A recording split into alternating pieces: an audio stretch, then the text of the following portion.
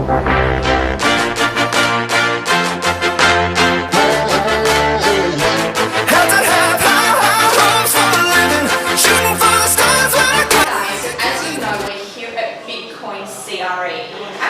here with Faisal Butt, who's the chairman of Pi Labs. Faisal, it's so incredible to meet you. Welcome. Thank you. Tell me a little bit about what Pi Labs do. So, Pi Labs is a venture capital investor and accelerator for PropTech startups from all the way from early stage pre-seed through the seed extension, and pre-Series A rounds. I call us Europe's most active venture capital investor for PropTech. We are highly specialized in this domain. We're a team of subject matter experts. All of us have property and tech experience, and we've invested in about 30 startups in the last couple of years.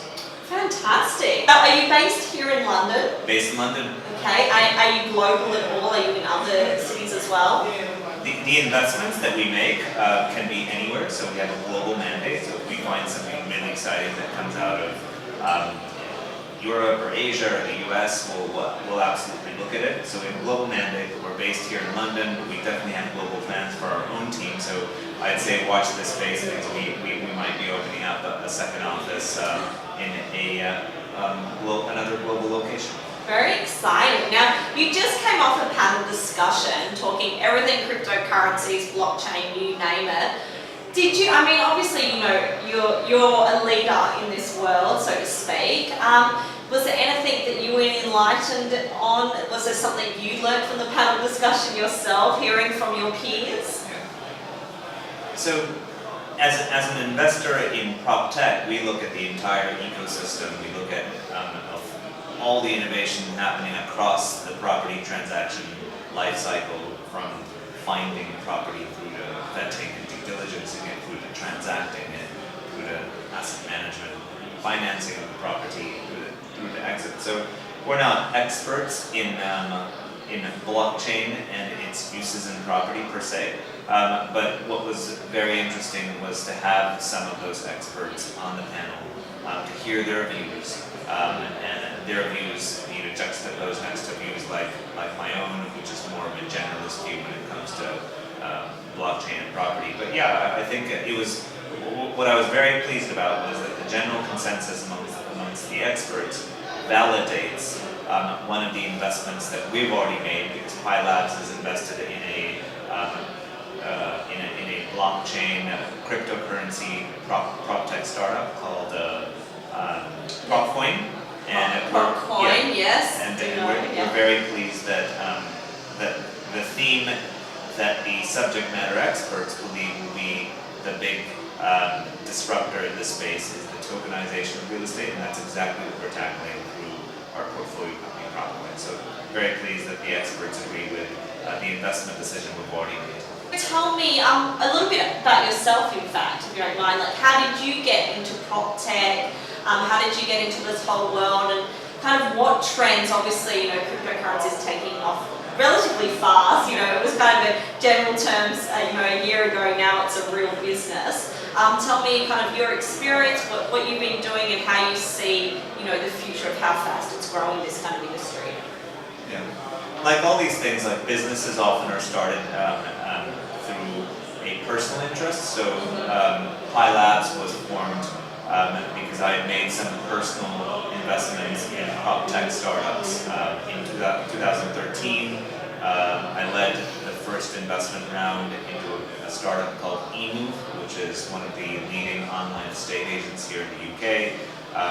We're very pleased that business has gone from just a startup in 2013 to a £100 million business in less than 5 years. It was just announced 2 weeks ago that it merged with a competitor, so that's our first £100 million business in the portfolio. We backed that. After that investment, I invested personally in a business called Hubble, so led the first round. So it was UK's first online commercial agency. So after doing residential agency, I thought I'd look at the commercial world and found a very talented team tackling that space.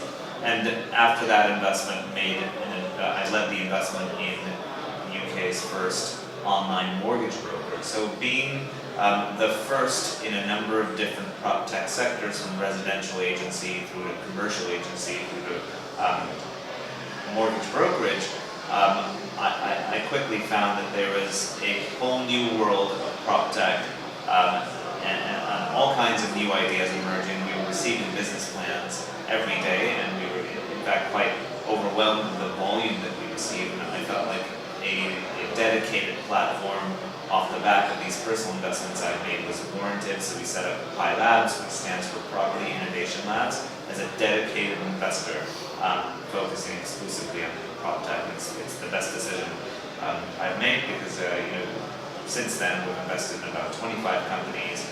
There have been some big successes in the portfolio we're quite proud of, but it all starts with personal interest, which turned into personal investment, which then turned into a dedicated platform. Wow, that's quite the story, quite the achievement. Well done, congratulations, that's no easy feat.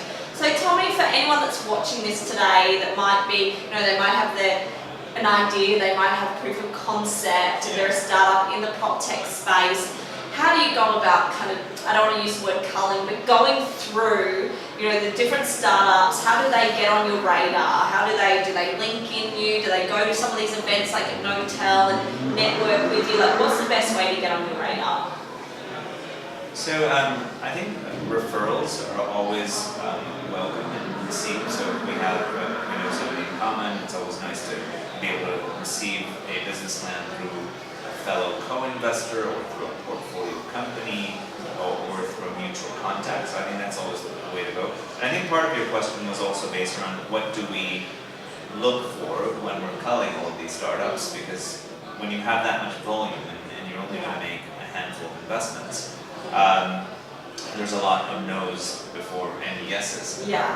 So what really gets us excited is high caliber management teams. So if you're thinking of starting up or you have started up, think about assembling the best possible team around you with a relevant experience to execute your plan, because that's the type of thing that gets us listening, and we can prioritize that type of proposition.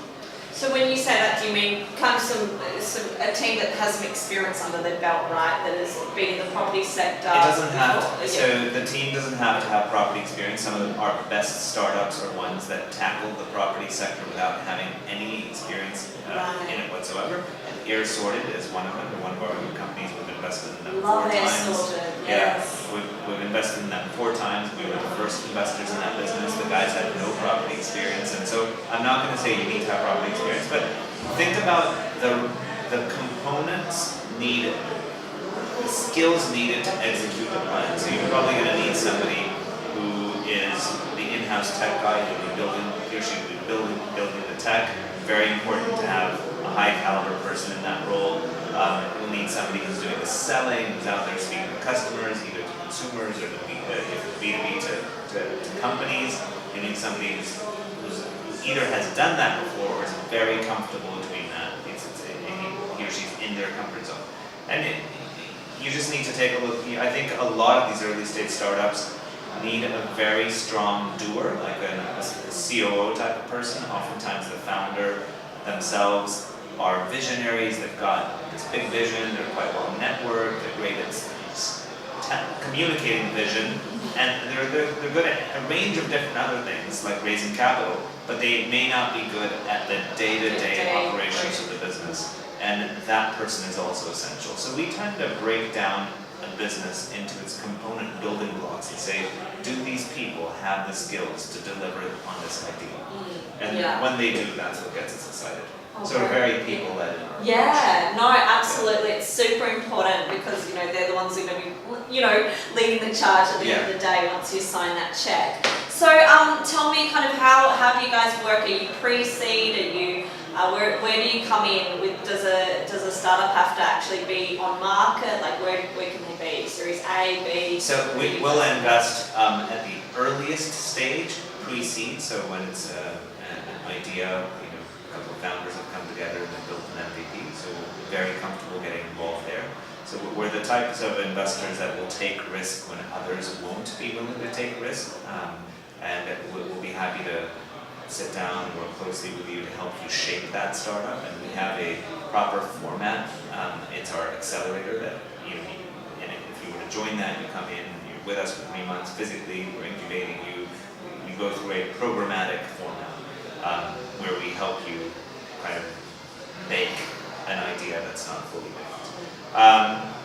But we also are very comfortable investing at seed stage and seed extension stage. So our sweet spot is as a pre-Series A investor, where we have done Series A, and that's usually when we're following on our existing investments, and we will go up to Series A in selective cases. But where we're best placed is as a pre-Series A, as an early stage investor that can really help you build out the team and really refine the vision and get the business off the ground before later stage investors come in.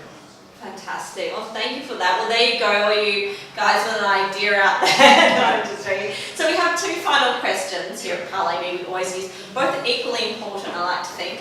So if there is someone, and this can be someone in your family, it could be someone you met today even at a conference, is there someone that kind of embodies what entrepreneurship is to you? And it could be someone you've invested in perhaps even.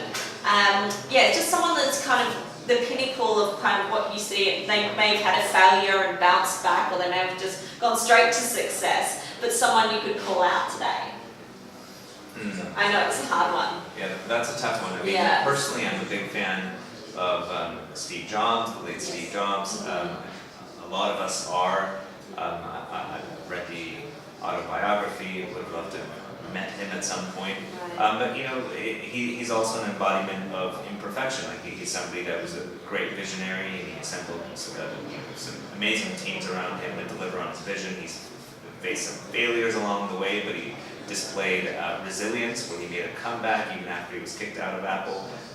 He also had some personality traits that weren't the nicest, right? He wasn't even always very nice to some of his employees, but I think that changed, and it was quite ruthless. So, but I think that also changed and evolved over time as he matured as a leader, and he became more kind of acceptable as a chief executive, and he had to develop the people skills. So I think an embodiment of somebody who's evolved and changed and improved over the years, right? And that's what entrepreneurs have to do. They have to respond to everything that's being thrown at them and mature as they go. And I think if you looked at me 10 years ago, I'm a very different person today, and that's part of it's the learning curve. It's the learning curve we all go on. Yes, absolutely. And I think sometimes, some founders, entrepreneurs, we're highly driven people, and once you're kind of proving yourself, as Steve Jobs once he proved himself, then he became a more, I guess, a person you could live with, as opposed until he reached that, he was, that was his focus. So our last question, and we're not endorsing gambling by any means here, but if you were a gambling man, would you be a poker, a roulette, or a blackjack player? If you had to be. That's a really interesting question. So I'm one of those people that doesn't take blind risk and binary risk. So I like to control the outcome as much as possible, and I'm also quite a patient player. I'm not one that rushes into things. You hold your cards? I hold my cards and I take my time. So I think that would put me in the poker. Poker, it definitely puts you in the poker. We like asking this question because it tells a lot about a person, believe it or not. Kind of what we say, it's calculated risks you take in the whole startup world. But look, so great to meet you.